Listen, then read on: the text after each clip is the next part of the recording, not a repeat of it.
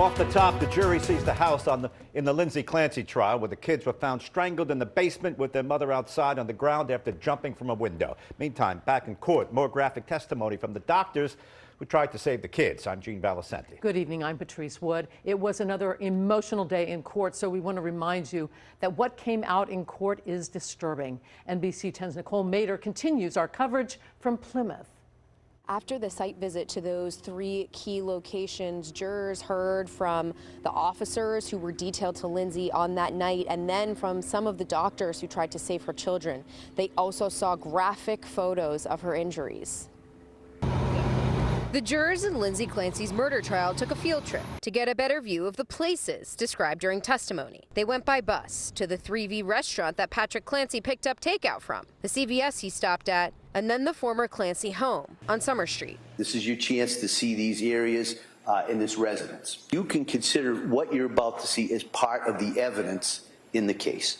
Jurors then heard from doctors who treated Dawson and Callan Clancy. I was told that he reportedly had been strangled and he was found without a pulse and not breathing. At the time, his heart had stopped. He was not breathing. Doctors restarted Callan's heart. The first thing that we do is give a dose of epinephrine. His heart started beating. But Dawson never breathed on his own. It did not look like his heart would ever start again.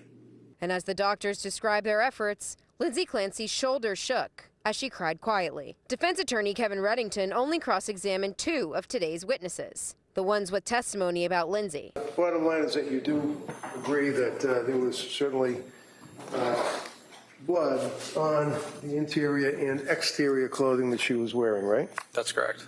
His point? To prove that Lindsay's injuries were severe. You could hear on the microphone code blue with the room being identified, right? Yes.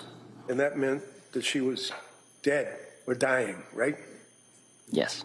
Despite what prosecution might insinuate. Were the medical staff in the emergency department actively treating the wounds to her neck and her wrists? No, they were not.